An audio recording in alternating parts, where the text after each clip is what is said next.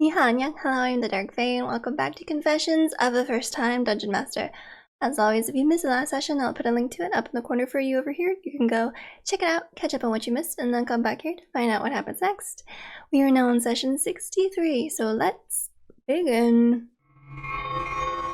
Okay, so this time after they finished dealing with the effigies in the new foyer and took a short rest, they move on to this next room, although not before rolling a wisdom save, because taking a short rest, there is a chance that Sinkane can possibly link to their minds. It also happens if they go unconscious, so that is something to be wary of as well. But they all succeed, save for Ivar, so now it is the telepathy twins who have a mental connection to Sinkane. He's not doing anything with it yet, but they can feel that there's kind of a presence just kind of overbearing in their minds.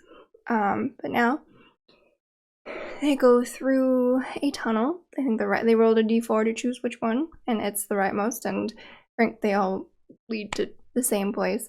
Illusion of choice in this case from Sinkane. And now they are in the library part 2. So what they see is a dark, very like a cavernous chamber, once again seemingly carved from that dark kind of obsidian-like stone. And around them are just piles and piles and mountains of books stacked high above them. As they keep walking forward, the books begin to almost like seep this dark red ink that just kind of starts flowing down, dripping onto the floor. And as they kind of venture inward, they do kind of hear a familiar, or some of them with a perception check do hear a familiar clicking, clacking sound. Although this time it's a little bit different because it's also accompanied by a wet kind of splash or like squish.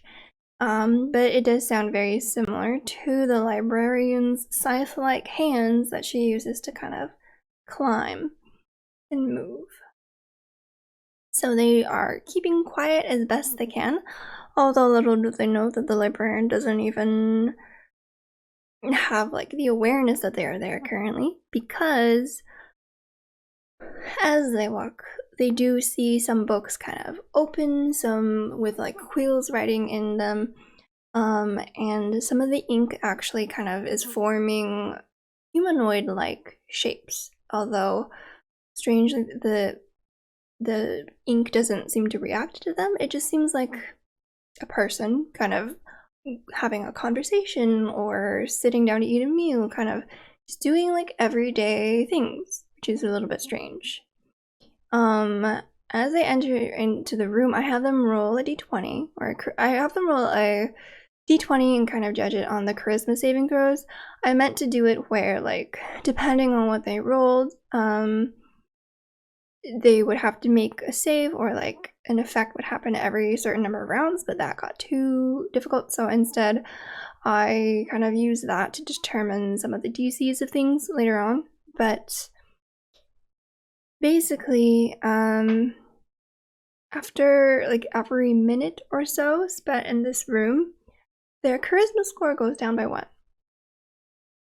So charisma, for those who have not seen a lot of like ability score reductions, which granted it doesn't happen that often, the way that I see charisma, it's like your force of personality, right? Your sense of self is being drained away from you, and basically what's happening in this room, and is alluding a bit to kind of what the librarian's job was when she was working for Sinkane, is that essentially their soul is being slowly sucked out of them and into a book.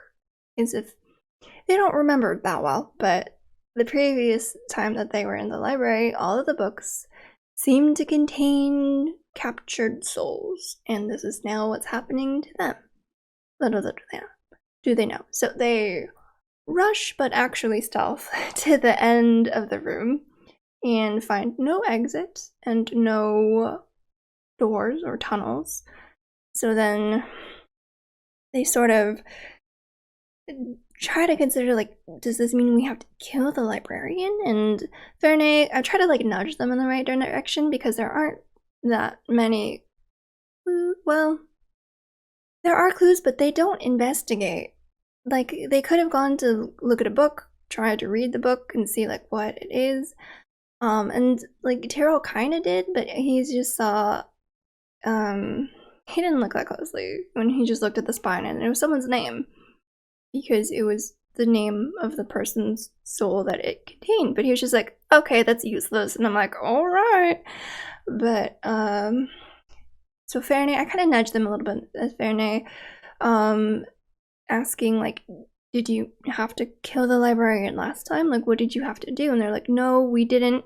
We just did because it was easier, which it wasn't, because health and spells. But they're like, we just had to solve puzzles and like figure out the room and then we could leave. And she's like, maybe that's what you have to do this time as well. But anyway, I have them all roll kind of a perception check, and they spy so, like in the corner of the library, hidden kind of amongst these towers of books, is one that is floating, which they haven't seen in their quiet sneaking through the chamber. And it is open and floating, and there's a quill kind of rapidly writing in it. And they've been noticing too, as their charisma's been getting sucked out of them, that ink has been forming on their bodies that can't be wiped away, almost like it's tattooed on their skin, kind of written as words and symbols and such. Basil casts Comprehend Languages to try and see if he can determine what some of the words are, like on Tyrell, and I kind of have Tyrell describe himself, and he has words like warrior, fighter, champion, sword, that kind of a thing, elf as well, because these are words that are telling their story and capturing their essence and their, once again, soul. At some point, actually, also, while they were creeping through the chamber, they did see the librarian, although she didn't seem to notice them, even though they rolled really some poor stealth. But they're not a threat at this point because their souls are being consumed, so she doesn't identify them yet. But she used to be kind of this kind of ragged humanoid woman, kind of clutching, like wearing like rags, clutching several books, and with these like long, four spindly arms. This time, she's kind of missing her arms and her legs, and they're just like replaced by these bony protrusions. Her four long, spindly arms still there, ending in these bone-like scythes. And instead of like hair, there's now like ink kind of seeping from her head to kind of mimic hair that's just kind of running down her face and the rest of her body. And it also kind of drips from her wide, white, still blind eyes, and her nostrils, her ears, her mouth that's just kind of slack and hanging there. And there are also words just kind of etched and tattooed into her skin all over. And she's just constantly like dripping this ink, hence the splashing sound when she moves. So, this book that they go to inspect is writing a story that seems to be about Basil, and it actually is kind of dictates a lot of his past and things that he has done that, you know, it's uncannily accurate. And they can see that there is an ink figure forming, not fully formed, but starting to take shape that is in Basil's likeness. So, Basil immediately tries Dispel Magic, and he has to roll a charisma check, since this would be the equivalent, I'm putting it as the equivalent of the spell Soul Cage, which is a spell that can trap someone's soul in a gem, but kind of a similar magic. So it's a level 6 spell. He rolls like a 21 or an 18 and does very well, so he dispels it. And the book kind of closes, the quill clatters to the ground, the ink Basil that's forming just kind of splashes and settles to the floor, and his charisma is restored, and he is no longer tethered. But once this happens, I have him make a stealth check, because now that his soul is no longer being siphoned into the books, he's now an intruder in this library. So he has to roll above a 21 stealth in order to avert himself from the notice of the librarian. Luckily, Valkyrie does have Pass Without a Trace up, and they're nearby, so he succeeds. Then they go and find the next book. The next book is Ivar's, and Ivar, he tries a slightly less creative way.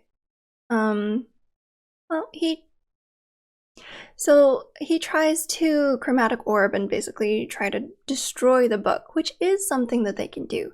The book / quill, they have AC of 20 and HP 20 and are resistant to all damage because they are magical soul-sucking artifacts that are heavily protected.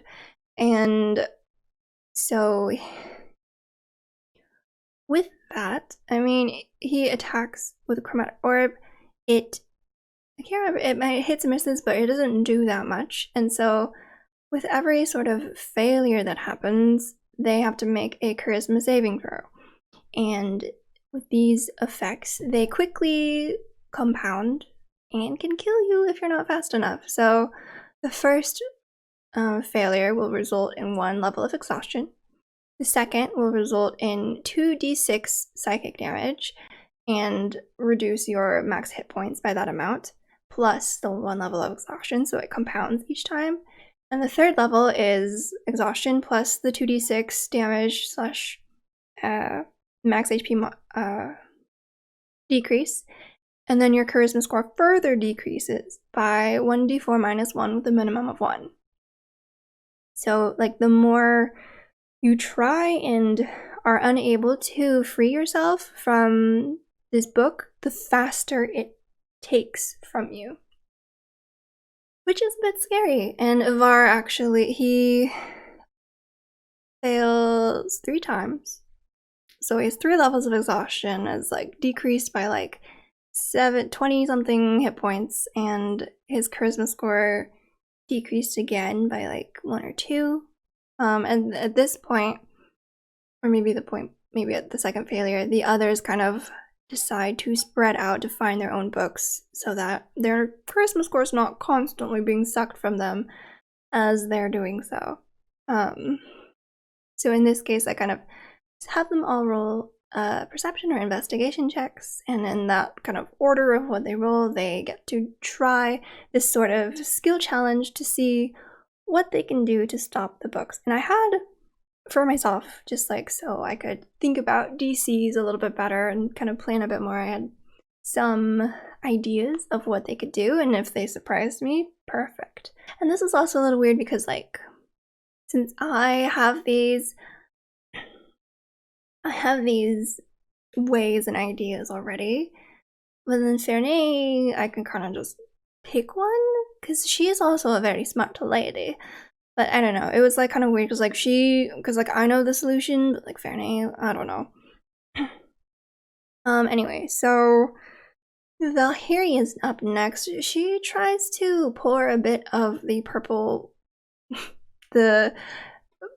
failed potion from the hags that they've been calling purple drink onto the books. And like, theoretically it could work if you pour enough and just like completely wipe the ink from the book. It would kind of erase the writing that it has been achieving and possibly break the link.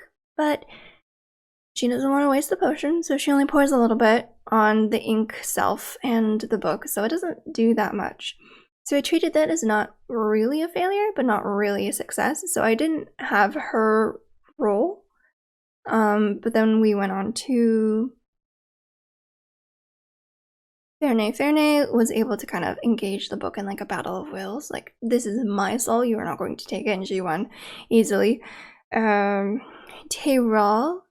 got it on his first try, and he said he wanted to grab the quill to try and stop it from writing, which is exactly something that you can do. So with his strength check, he was able to do so. Kren, Okren, the barbarian, he tried to attack it twice, missed both times with 2 19s. So he rolled really good charisma saves, so he didn't actually suffer anything, luckily. And then Umric, he took a large magical teapot that they had taken from Sinkine's bedchamber the first time they were here, and he's like when the page turns and the pen lifts up, I want to try and like capture the quill inside the teapot. I was like, okay, go ahead and give me. He wanted to use sleight of hand. I was like, okay, sleight of hand check, and he rolled really well and succeeded on that as well. So he was able to kind of hold the quill inside the teapot as it like rattled and bring it far enough away from the book that the magic kind of broke. Var still not doing too well. Eventually he has Basil dispel magic for him, because all he's doing is just attacking it.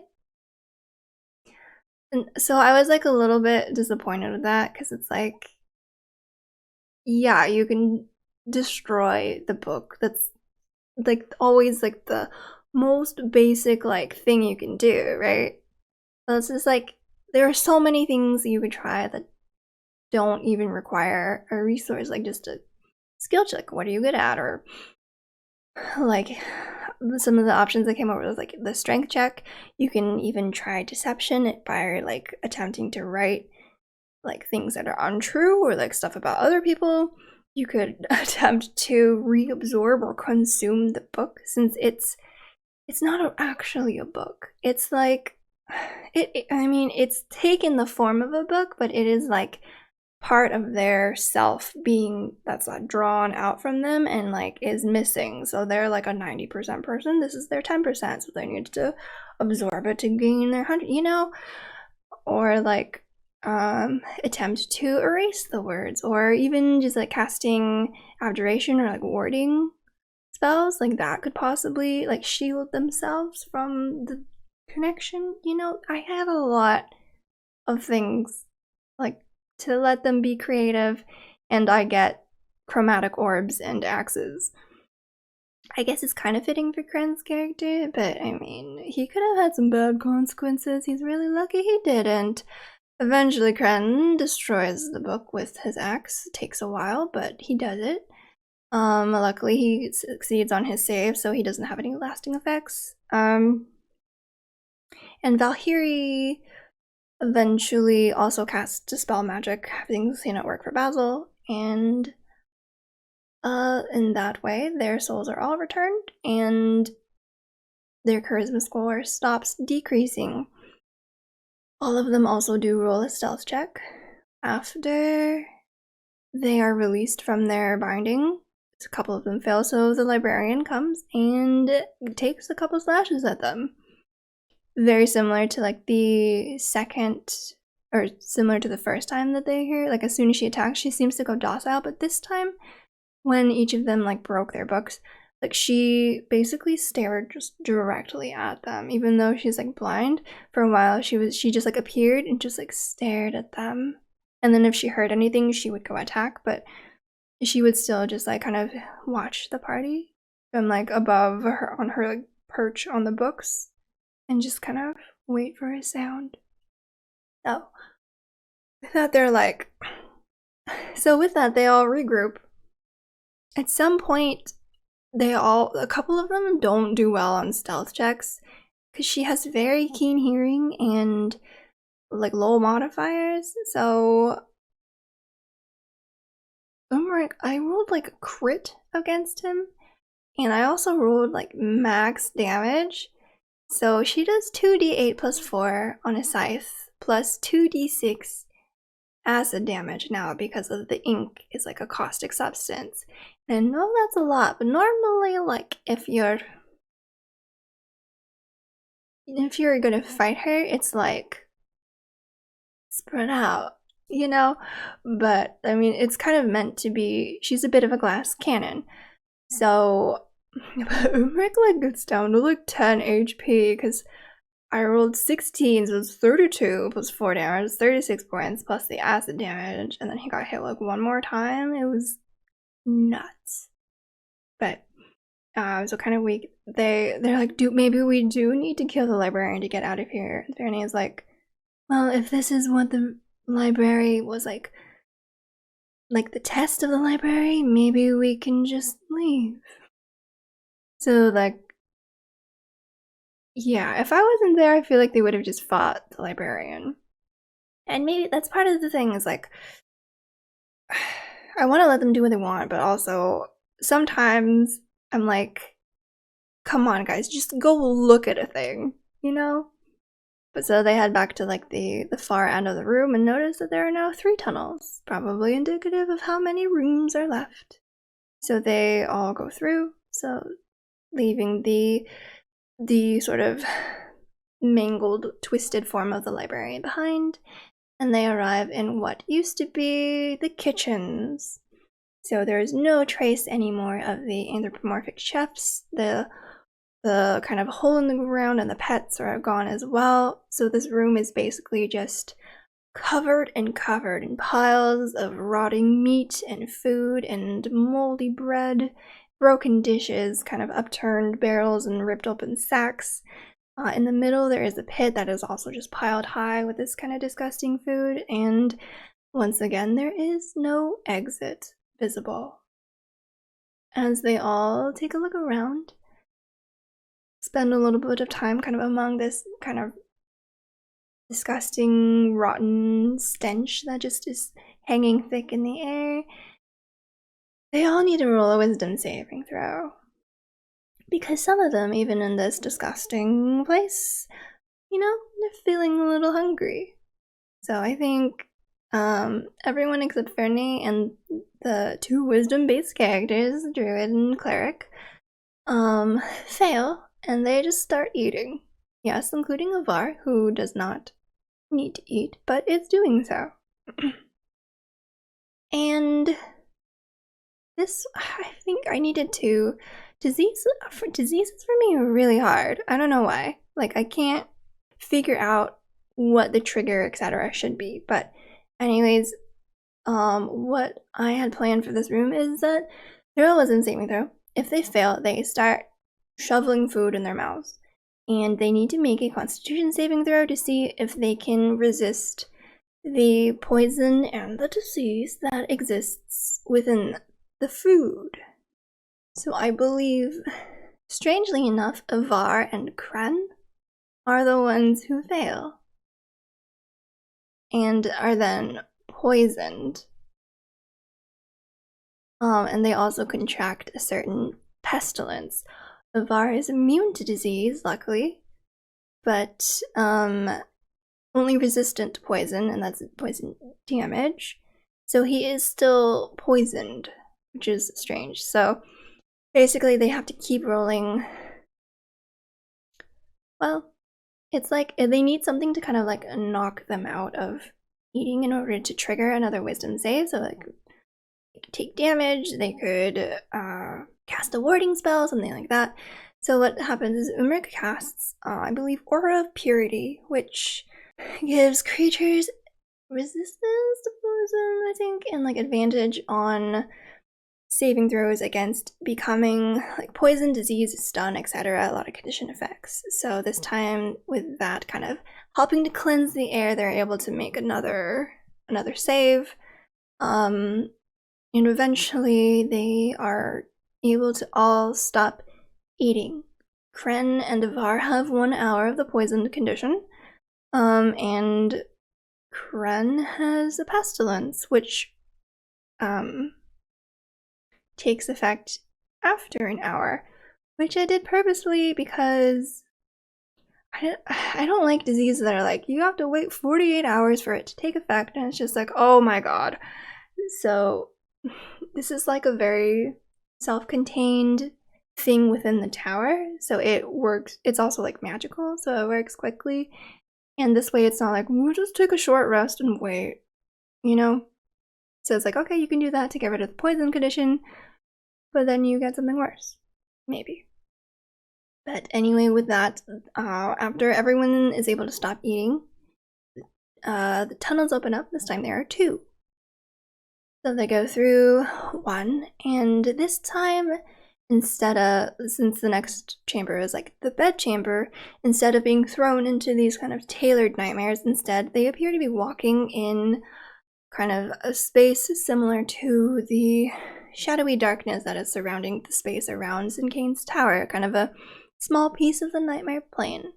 So I roll some random events that they kind of witness while walking, and each one triggers a wisdom save. Total of 4 wisdom saves in all, and each one results in either madness and also, depending on how many total failed saves they have, the DC for something later will go up.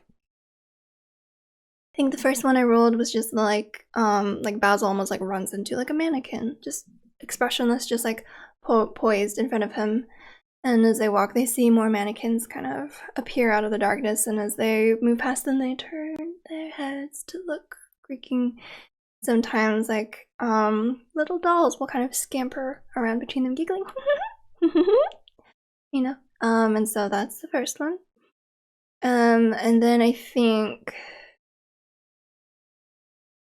they, after moving on for a little bit, they start to get just paranoid feelings that something's behind them, something's watching them. Something is there, but every time they turn around, there's nothing except for maybe a little whisper or sinister little laugh. So that's the second wisdom save. The third, I think, is these kind of shadowy humanoid figures approach, kind of like made of swirling smoke and with like long kind of outstretched limbs that are kind of reaching toward them, and they try to like cling on to their clothes and like their arms, and are just like pleading and screaming and wailing that they're lost, or I've lost my baby, please help me, that kind of a thing. And that's another wisdom save as they kind of begin to like melt to the floor, and the party kind of carefully extricates themselves from their grasp and moves on. And then lastly, as they're getting kind of towards the end and they can make out a tunnel kind of carved out in the darkness, as they look around at each other, they see that their friends have morphed into like various odd, rotting, decaying states, some with like their skin starting to peel open and rot, some with empty eye sockets and lips sewn shut, etc., etc. And then that's the 4th wisdom saving throw. And then they reach the tunnel. So I had them keep track of how many wisdom saves they failed, and I'm gonna roll their madness and stuff. And then, so Fairnay failed 1, Basil failed twice, Var failed twice, Grant failed all 4. Granted, he doesn't have a good wisdom modifier, but like he rolled below a 10 every single time. Like even I can't help that. Umric and Valhyria didn't fail any because again their wisdom saves are like plus 9, no, plus 7 or 8 at this point. And then Tyrell failed 3. After the second one, Fairnay did cast Intellect Fortress on him to give him advantage, but he even still failed the last one. And then, I don't know, am I making the DC too hard? I made it a DC 15, which is a little bit high, maybe, but they're level 9, and also this is purposefully a difficult thing. I don't know, maybe it's a little high. Maybe we should have made it like a 13 or something, but I don't know, like this is literally a plane of nightmares. Like it's not going to be easy to not go crazy. That's the whole point. Anyways, but that is where we left off. Oh, there was a thing that happened also, like after the second failure or something by Var. Basil was kind of looking for things that he could do to help, and what he did is he cast Polymorph on Ivar to turn him into a turtle. And so here I'm like, I want a rule of cool this, but also, you polymorphed him into a turtle. Like, I don't see how I can reward that. Like, it's gonna, he's still a var. It's still, like, I know he's a different shape, but he's still gonna, like, status effects will still carry over. Plus, like, it has to use the stats of the turtle, which are worse, because it's a +0 modifier versus a +1. And then, like, if it were true polymorph, maybe. But that's also a, what, level 9, I think, spell? It's like, I don't know how to reward you for turning your teammate into a turtle to try and avoid wisdom saves. Like, maybe because it's a beast, it shouldn't have been affected by madness, but like, turtles can go insane too, right? I don't, it's like, it affects like living creatures, not just people. I don't know. So it was like, I roll a wisdom save. Like, I couldn't, I don't know. I would love my party to like come up with ways to get around what I give them, but I don't think that's the way. Am I being too harsh and being too rules as written? Because that's something I worry about sometimes, because I'm really rules oriented, because I just want to make sure that like things are fair and people aren't like stepping on other people's toes or like doing things that like they can do but like or later, you know. So it's, but yeah. Anyways, we ended at the tunnel. They considered taking a long rest in the madness zone, which is like, I mean, you can do it. Good luck. It would probably be bad, but you can do it. I didn't tell them that, but they seriously considered it for a moment. Gurney is like, I think we should get out of here as soon as possible because you should. So we will pick up next time with them in the, what was the equivalent of the study, which is drastically different, and I think will be kind of interesting. But thank you so much for watching. I hope you enjoyed. Don't forget to like, comment, and subscribe for notifications when I put out new videos. I love you all, and I'll see you in the next one. Bye!